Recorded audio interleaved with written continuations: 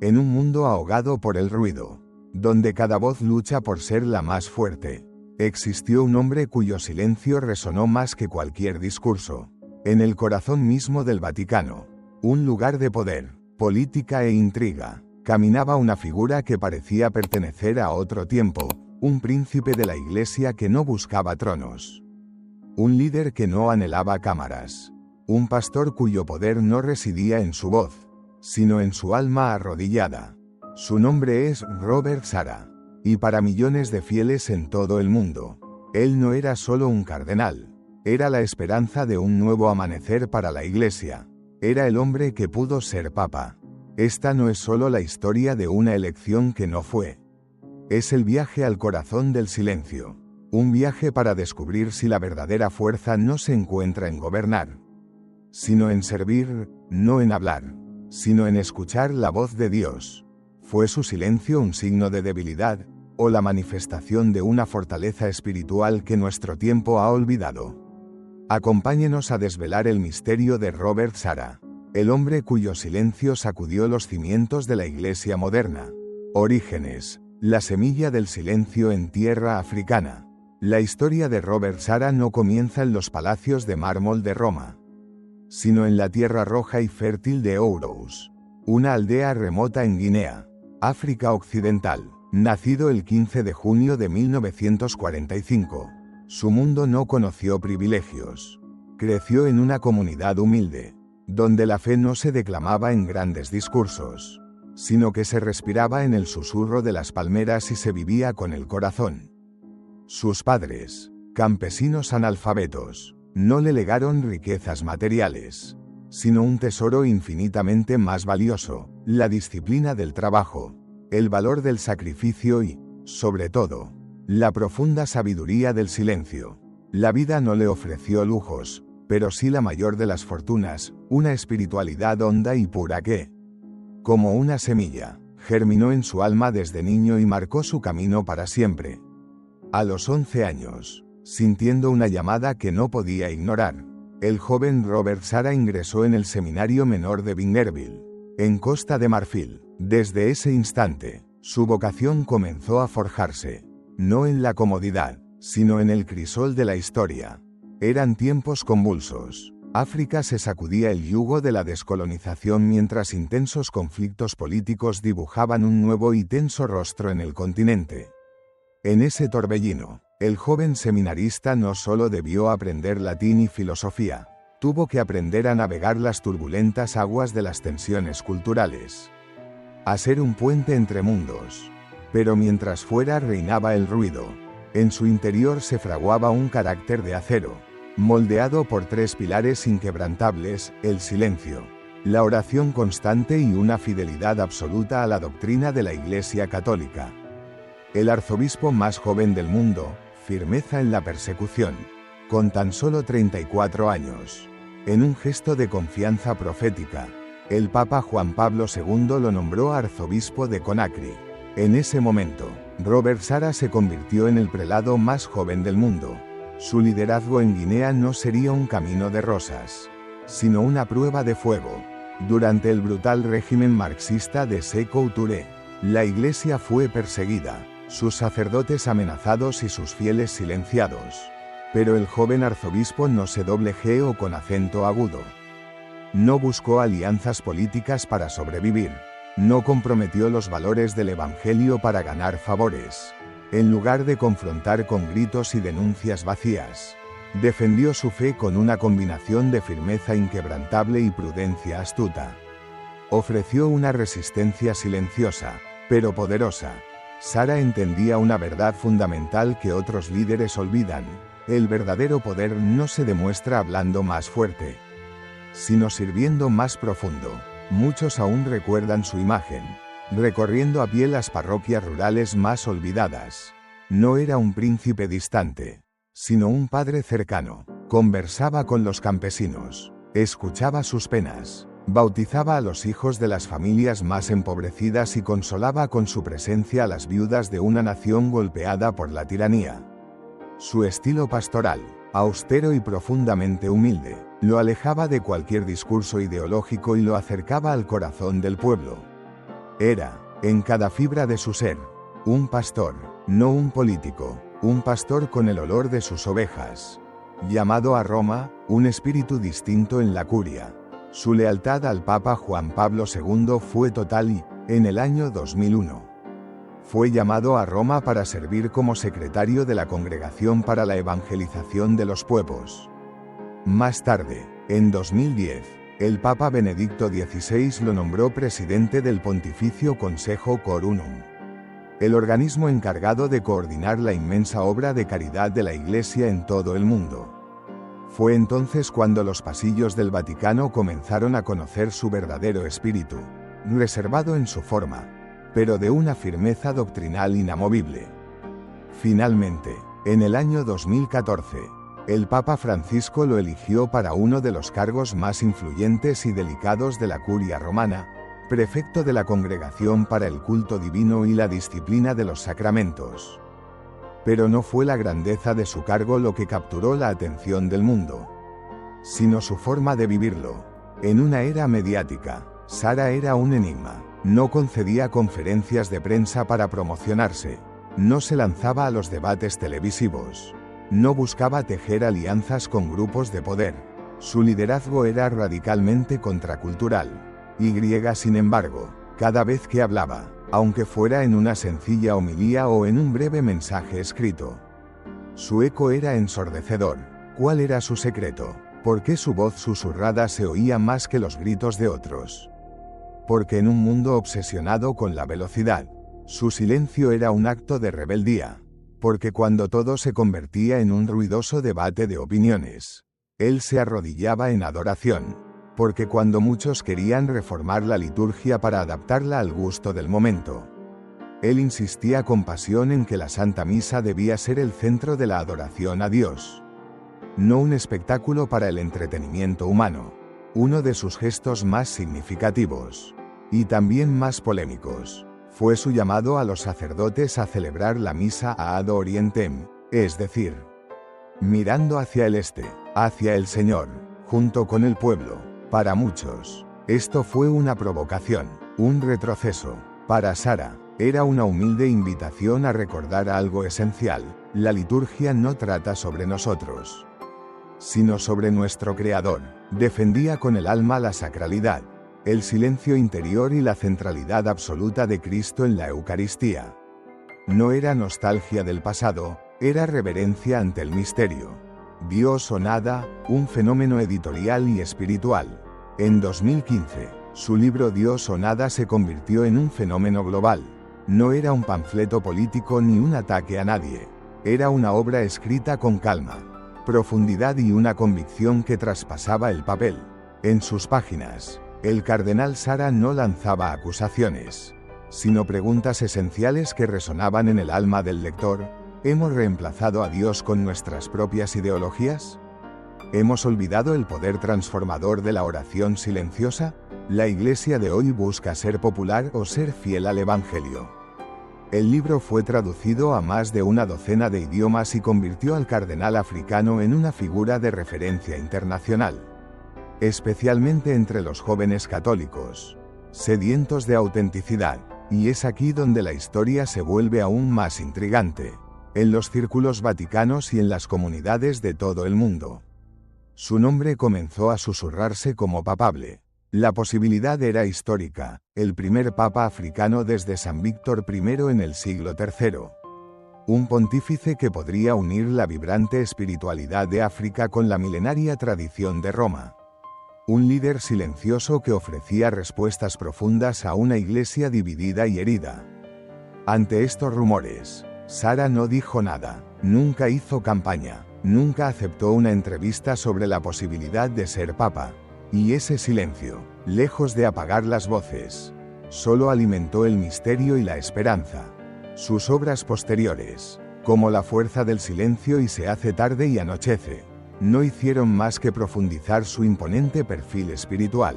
No eran libros que simplemente hablaban sobre la fe, eran libros que la transmitían, que la contagiaban, en una época en que la Iglesia se enfrenta a dolorosos escándalos, a una polarización interna feroz y a una creciente confusión doctrinal. Robert Sara ofrecía algo que parecía casi extinguido: la paz. No la paz superficial de lo políticamente correcto, sino la paz profunda que nace al pie de la cruz. En 2021, al cumplir los 75 años, como establece el derecho canónico, presentó su renuncia. El Papa Francisco la aceptó, sin fanfarrias, con la misma humildad con la que llegó. El cardenal Sara regresó a su vida de oración, escritura y contemplación. No fundó movimientos, no lideró facciones, y sin embargo, su nombre sigue resonando. ¿Por qué? Porque en el corazón de millones de fieles, Robert Sara representa algo que no se puede fabricar ni fingir: la integridad. La pregunta permanece, suspendida en el aire como una oración. ¿Pudo haber sido papa? ¿Fue su fidelidad a la tradición litúrgica lo que lo detuvo? ¿O fue su rechazo a jugar el juego político del Vaticano lo que impidió su elección? O tal vez, solo tal vez, la verdad es más simple y más profunda. Quizás Robert Sara nunca quiso serlo. Quizás su misión no era gobernar, sino recordarnos algo: no reinar desde un trono, sino interceder de rodillas. En nuestro mundo ensordecedor, el cardenal Sara nos enseña que Dios siempre actúa en el silencio. La valentía serena, lealtad y verdad. Durante años, la figura del cardenal Robert Sara caminó en un difícil equilibrio, como sobre la cuerda de un funambulista espiritual. Por un lado, una fidelidad absoluta a la tradición inmutable de la Iglesia; por otro, una lealtad filial e intachable al Santo Padre, en tiempos en que tantos dentro del Vaticano se alineaban en bandos progresistas o conservadores. Sara se mantuvo firme en su único centro: la fe, la Eucaristía y el silencio interior. Y quizás por eso, su mensaje tenía un peso que era imposible de ignorar. Como prefecto, vivió momentos de gran tensión.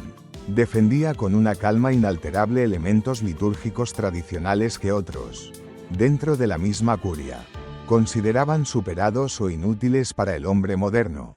Pero Sara veía más allá de la estética o la costumbre. Para él, recuperar la sacralidad en la liturgia no era un capricho nostálgico, era un acto de justicia y amor hacia Dios. La liturgia, repetía, no es entretenimiento, es adoración. Muchos lo acusaron de querer dar marcha atrás a las reformas del Concilio Vaticano II. Sin embargo, Sara jamás atacó el concilio.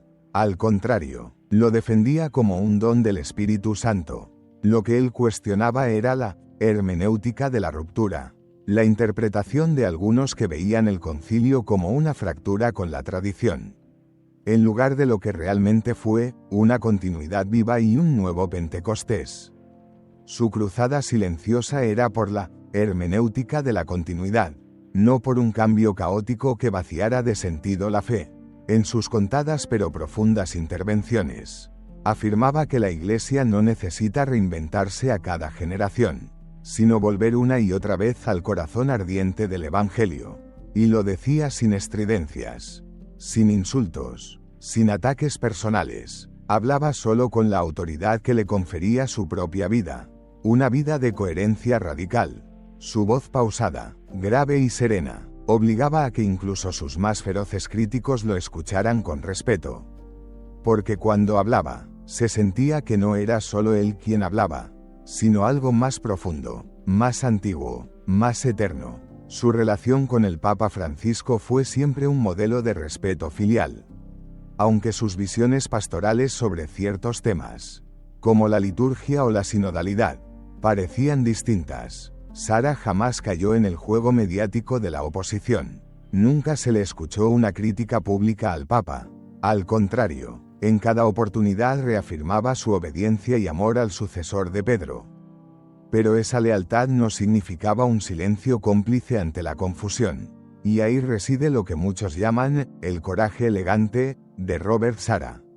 Podía expresar con claridad sus preocupaciones doctrinales, pero siempre lo hacía desde la humildad de un hijo, no desde la arrogancia de un rival. Quizás el episodio más conocido fue la publicación del libro Desde lo más profundo de nuestros corazones en el año 2020, escrito junto al Papa emérito Benedicto XVI.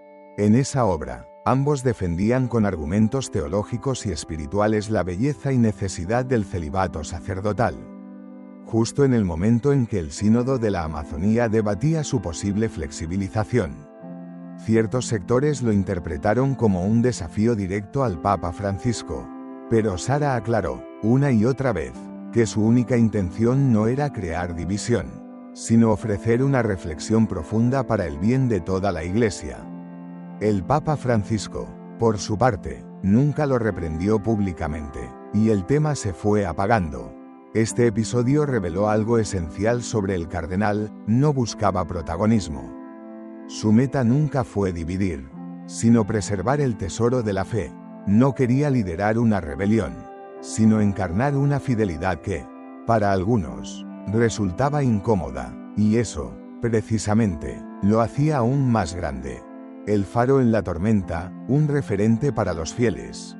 ¿Por qué, entonces, su figura creció de forma tan exponencial entre los fieles de a pie? Porque lejos de las intrigas de Roma, en las diócesis, parroquias, conventos y hogares católicos de todo el mundo, muchos sentían que el cardenal Sara hablaba su mismo idioma, el idioma de la verdad sin adornos, de la oración sincera, de la entrega total a Cristo. En un tiempo donde la doctrina parecía volverse líquida y los escándalos sacudían la confianza hasta de los más firmes, Sara representaba una roca. Se convirtió, de manera particular, en una figura inspiradora para miles de jóvenes católicos. Su vida de oración, su devoción al Santo Rosario, su amor reverente por la Eucaristía y, sobre todo, su impresionante coherencia moral, los impactaba profundamente. Mientras algunos clérigos adaptaban su discurso para agradar al mundo, Sara se mantenía fiel al mensaje del Evangelio, sin rebajarlo ni edulcorarlo, y esa fidelidad, paradójicamente, era lo que más atraía. En su África natal, es un símbolo de esperanza. Su historia demuestra que no es necesario venir de una capital europea para tener una voz profética en la Iglesia universal. Su mirada serena, su acento africano y su humildad sin límites son la prueba viva de que la Iglesia es verdaderamente católica. Es decir, universal. Pero su influencia trascendió las fronteras del catolicismo. Líderes ortodoxos, pastores protestantes e incluso pensadores seculares lo consideraban un referente moral. Su claridad frente a temas cruciales como la defensa de la vida desde la concepción, la crítica a la ideología de género o la pérdida del sentido del pecado era contundente, pero nunca deshumanizante. Sara no condenaba a las personas, señalaba con amor los caminos de la verdad que llevan a la verdadera libertad. Y esto nos devuelve a la pregunta central: ¿por qué alguien tan respetado, tan íntegro, tan universalmente admirado, no fue elegido papa? Es cierto, el cónclave es un misterio guiado por el Espíritu Santo. No se trata de campañas políticas. Pero también es cierto que la dimensión humana existe. Y Robert Sara, por elección personal, nunca jugó ese juego, no tejió alianzas, no cultivó bloques de poder, no posó para las fotos como un candidato. Y quizás, en los cálculos humanos del cónclave, eso fue percibido como una debilidad. O quizás, visto desde los ojos de Dios, fue su mayor virtud. Y si su silencio fue su forma de decir: no me elijan a mí, elijan a Cristo. Y si, en lugar de ocupar el trono de Pedro, su misión era ser un nuevo tipo de guía espiritual, uno que no necesita corona ni sede visible para iluminar a la Iglesia. En uno de sus libros, escribe esta frase profética: cuando todo se derrumba, cuando el ruido de la confusión aumenta, solo el silencio permite escuchar a Dios. ¿No es eso, precisamente, lo que más necesita nuestro mundo hoy? Quizás el cardenal Sara nunca llevó la tiara papal, pero para muchos, ya está cumpliendo una misión aún más trascendental: recordarnos que la Iglesia no necesita más estrategas, necesita más santos. La autoridad del testimonio, más allá del poder. Hay momentos en la historia en que una figura no necesita ocupar el trono de Pedro para marcar una era. El cardenal Robert Sara se ha convertido, sin buscarlo, en uno de esos referentes. Su autoridad no emanaba de su cargo, sino de su testimonio. Una y otra vez, insistía en una verdad incómoda pero vital: sin Dios, todo se derrumba. Esta no era una mera observación filosófica, era una advertencia profética. Para él, la crisis del mundo moderno no es, en su raíz, política o económica, es espiritual. La apostasía silenciosa, la pérdida del sentido de Dios, es el origen de todas las demás crisis. En La fuerza del silencio, explica cómo el ser humano, temeroso de encontrarse consigo mismo, ha llenado su vida de ruido, distracciones y superficialidades. Pero Dios, afirma, solo habla en el silencio, solo en la adoración callada, en la oración contemplativa, en la humildad de un corazón que se vacía, se puede descubrir la verdad. Este mensaje, en su simplicidad, fue revolucionario para una iglesia a menudo atrapada en debates estructurales. Mientras otros discutían sobre sínodos, descentralización o nuevos ministerios, él pedía más confesión, más adoración eucarística, más penitencia. Para algunos, era anacrónico, para otros, era exactamente lo que se necesitaba: volver al fundamento. Y ese fundamento, para Sarah, es Cristo, y Cristo crucificado. En una homilía memorable, dijo con la voz quebrada: la Iglesia no necesita hombres exitosos. Necesita mártires. No necesita diplomáticos, sino profetas. No necesita estrategias. Necesita santidad. No era una frase para las redes sociales, era el grito de su alma africana. Un alma marcada por el sufrimiento y la fidelidad. Su silencio, sin embargo, nunca fue pasividad. Cuando el mundo guardaba un silencio cómplice ante la persecución de cristianos en África y Medio Oriente, la voz de Sarah se alzó, clara y firme, cuando se trivializaba el aborto o la eutanasia en nombre de un falso progreso. Él habló sin miedo. Su valentía no consistía en atacar, sino en proclamar la verdad con amor. Esa rara combinación lo convirtió en un faro. Volvamos a la pregunta: ¿por qué no fue papa?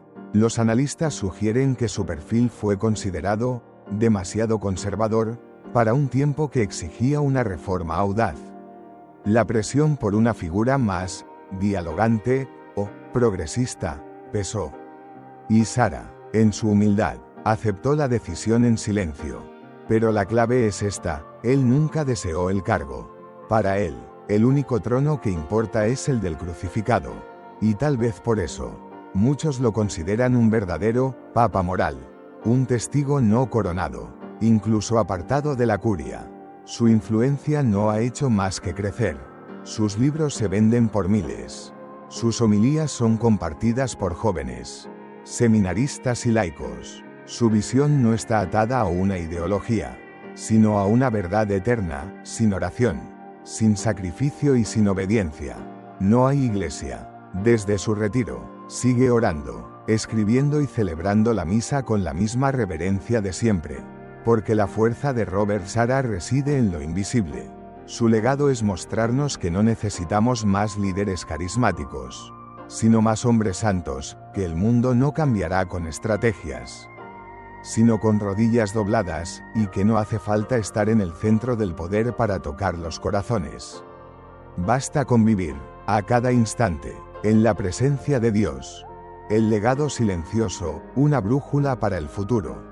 En la historia de los grandes reformadores silenciosos de la Iglesia, aquellos que no buscaron la notoriedad pero transformaron generaciones, el nombre de Robert Sarah ya ocupa un lugar privilegiado. Él representa el poder olvidado de la contemplación. Tras su retiro, muchos pensaron que su influencia se apagaría. Ocurrió exactamente lo contrario. Liberado de las ataduras de su cargo, su voz se volvió aún más clara.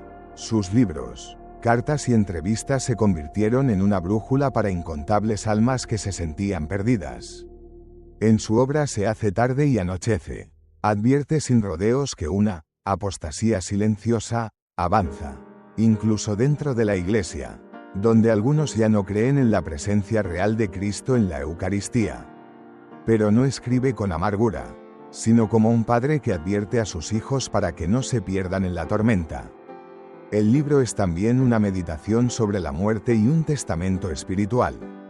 Habla de la urgencia de la conversión, del poder sanador de la confesión y, sobre todo, del papel insustituible del sacerdote como otro Cristo. Él mismo ha vivido su vocación con una radicalidad que desarma, una religiosa de clausura. Tras leer La fuerza del silencio, escribió: "He comprendido que, aunque no hable con nadie, puedo hablarle a Dios por todos". El cardenal Sara me ha recordado que el mundo necesita más almas escondidas que griten a Dios en silencio. Ese es el verdadero poder de Sara. No busca seguidores para sí mismo, sino almas que se unan a él en la batalla espiritual. Su insistencia en la profundidad ha generado incomodidad en un mundo superficial. Ha sido acusado de rigidez y nostalgia, pero quienes lo conocen hablan de un hombre amable, sonriente y profundamente libre, una libertad interior que nace de la oración y que lo ha blindado frente a todos los ataques. En sus intervenciones recientes, pide no caer en el desánimo, aunque el mal parezca avanzar y los templos se vacíen. Recuerda que la Iglesia no es una empresa humana, sino el cuerpo místico de Cristo, y que la victoria final no pertenece a los números, sino a los santos. Él mismo conoció la persecución en África, el miedo y la hostilidad. Esa experiencia forjó su fe. Cuando un joven en Europa le preguntó qué hacer cuando la fe ya no tiene espacio en la sociedad, Sara respondió: hagan silencio, adoren, permanezcan fieles, porque desde el silencio de los monasterios y de los hogares cristianos renacerá la Iglesia. Estas palabras no son de resignación, sino de una esperanza invencible, porque apuntan a lo que nadie nos puede quitar: la oración, la Eucaristía, el amor fiel. Quizás no fue papa porque Dios le reservó una misión más duradera. Los papas pasan, pero los santos permanecen. San Juan de la Cruz, Santa Catalina de Siena, San Benito. Ninguno gobernó desde Roma, pero transformaron el mundo desde el silencio, la oración y el sufrimiento ofrecido. ¿Está Robert Sara en ese camino? Su legado ya ha comenzado. Su voz, suave pero constante, no apunta hacia él, sino siempre hacia Cristo. La historia del cardenal Robert Sara no termina con una pregunta sobre un papado que no fue. Termina con una invitación personal y universal para cada uno de nosotros. Nos obliga a mirar hacia adentro y preguntarnos, en medio del ruido de mi propia vida, ¿dónde está mi silencio para Dios? Su vida es un testimonio viviente de que la verdadera influencia no se mide en seguidores en redes sociales ni en titulares de prensa, sino en la fidelidad silenciosa de cada día. Demuestra que no se necesitan grandes plataformas para ser luz en el mundo. Basta con la coherencia de una vida arrodillada, la valentía de ser fiel en lo pequeño, la perseverancia de orar cuando nadie nos ve. La Iglesia y el mundo no necesitan más ruido. Necesitan, desesperadamente, más almas silenciosas que amen, que adoren, que intercedan. Quizás tú que escuchas esto nunca serás cardenal, nunca gobernarás nada, pero si abrazas el silencio como un tesoro, si vives la verdad del Evangelio sin miedo, si permaneces fiel a Dios cuando todo parece derrumbarse, entonces estarás construyendo, junto a Robert Sara y a la inmensa nube de testigos que nos han precedido, la Iglesia que renace, siempre, desde la oscuridad, porque al final, como él mismo escribió, cuando todo se derrumba, el silencio fiel será el último y más seguro refugio de Dios en la tierra. Y en ese silencio, no solo encontramos a Dios, encontramos el verdadero y eterno sentido de nuestra propia existencia.